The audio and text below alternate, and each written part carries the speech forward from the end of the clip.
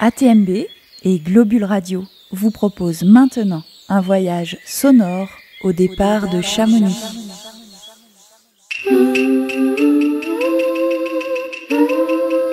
À vol d'oiseau.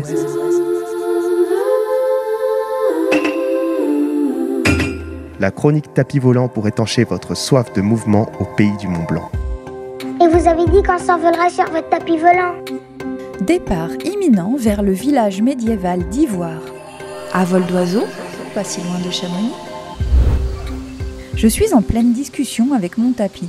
Si, c'est possible. Pour lui, l'aiguille de Blétière évoque les alpages à ses pieds, et donc les moutons, et donc le filage de la laine, et donc ça le ramène à lui. Puisque mon tapis joli, un brin égocentrique, est tissé en laine de mouton. Blétière, pour moi, évoque l'aquarelle de John Ruskin, datant de 1856, date à laquelle personne n'était encore arrivé au sommet. Blétière m'évoque les cathédrales de la Terre et m'emmène plutôt au XIXe siècle. C'est fou. Le paysage n'appartient qu'à celui qui le regarde. Je lui raconte d'ailleurs qu'Alfred de Bougy, un écrivain voyageur du XIXe siècle, a décrit le village d'Ivoire comme un vulgaire endroit. Un ramassis de laides cahutes élevé sur un terrain en pente, tourmenté, rocailleux qui descend au lac. Les rues, si l'on peut donner ce nom à des passages nauséabonds, à peu près impraticables, servent de rigole à l'eau des fumiers. Les plus apparentes de ces masures ressemblent à des loges à porcs. La fumée en sort avec des portes basses. Bêtes et gens vivent pêle-mêle, mangent et boivent au même pot, grouillent dans d'étroits et fétides réduits. Là, toute chose est repoussante, difforme et pue la misère. Mon tapis, un brin susceptible quand on parle d'un endroit qu'il aime bien, me jette sur son dos, bien décidé à faire mentir ce triste avis. On encape une descente des Aigras assez sportive, toujours cet amour pour la trajectoire juste. On survole l'autoroute et au niveau de Contamine-sur-Arve, on bifurque vers la vallée verte, où l'on fait route avec un planeur. Le cadre est sublime et les conditions sont idéales pour remplir ses yeux et ses rêves de magnifiques paysages. Nous arrivons à l'entrée d'Ivoire. Je saute du tapis pour découvrir celle que l'on nomme, n'en déplaise à Alfred de Bougy, la perle du lac. Le village d'Ivoire est absolument magnifique. Il est d'ailleurs classé parmi les plus beaux villages de France pour le charme de ses ruelles qui débouchent sur le Léman et ses vieilles pierres qui m'invitent à plonger dans l'histoire de la Savoie.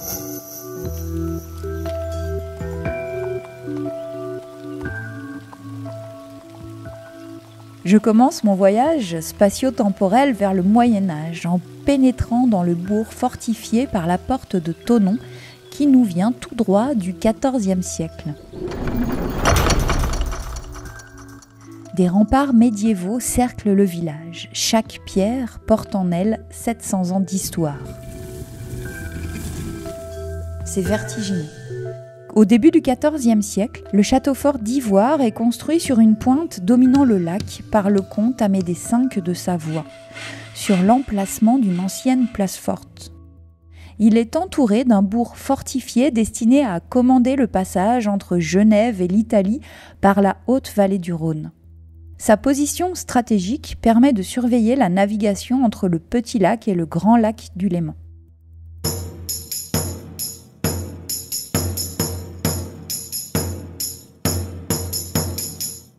Au XVIe siècle, le château est incendié et les remparts dévastés au cours du conflit opposant les Bernois, les Genevois et les Français au duc de Savoie.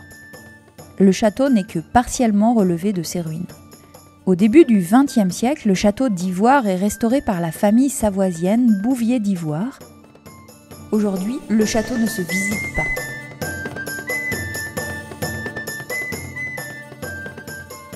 Au cœur du village, je ne manque pas de visiter le jardin des Cinq Sens. Classé jardin remarquable par le ministère de la Culture, ce petit paradis de verdure invite à une découverte poétique des plantes grâce à nos cinq sens.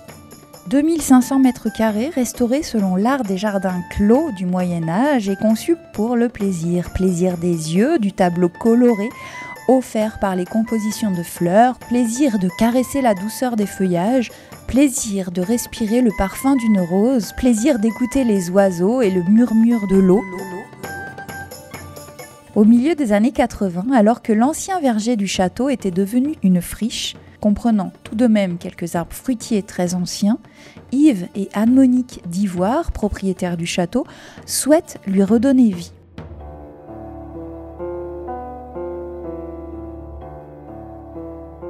Ils rencontrent Alain Richer, paysagiste, et André Guéraud, entrepreneur paysagiste, qui se passionnent à leur tour pour ce projet.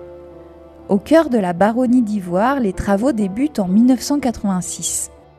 L'idée directrice est de créer un jardin d'esprit médiéval dans lequel un chemin initiatique permettrait d'arpenter le thème des 5 sens.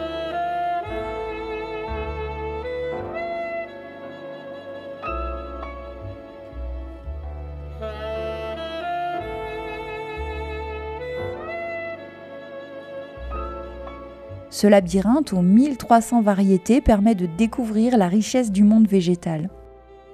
Sa conception, ludique et joyeuse, place la botanique à la portée de tous.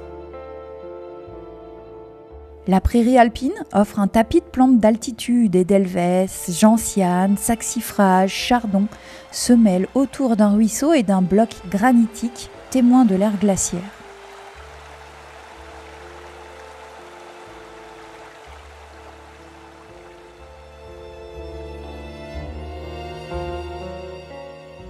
Le sous-bois rassemble une collection de fougères et de plantes d'ombre. Le cloître, lieu méditatif inspiré des monastères, regroupe des plantes médicinales. Le jardin du goût organise ses plantations potagères selon une architecture inspirée des échiquiers. Dans le jardin de l'odorat, toutes les plantes sont là pour leur parfum évidemment. Celui des fleurs, que l'on respire doucement et qui fait ressurgir des souvenirs, ou celui des feuillages, que l'on libère en les effleurant délicatement. Le jardin du toucher propose un jeu de textures végétales du duvet le plus doux aux ronces les plus aiguisées. Je m'arrête un instant afin de caresser les oreilles d'ours. Le jardin de la vue offre un camailleux délicat de bleu clair au pourpre. L'espace central et son bain d'oiseaux font référence à Louis.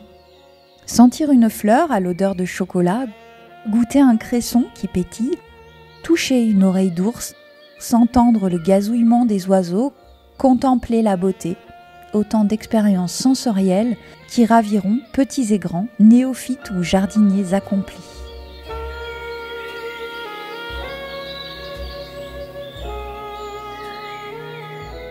Je poursuis ma balade vers la châtaignière Rovoré, domaine départemental d'art et de culture. C'était une maison de maître édifiée au début du XXe siècle par des soyeux lyonnais. Je suis sous le charme de ce village médiéval fortifié situé sur les rives du Léman, l'un des plus beaux villages de France.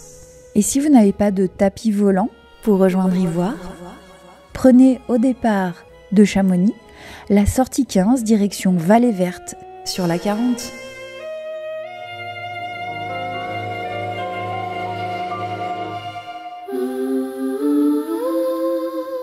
À vol d'oiseau.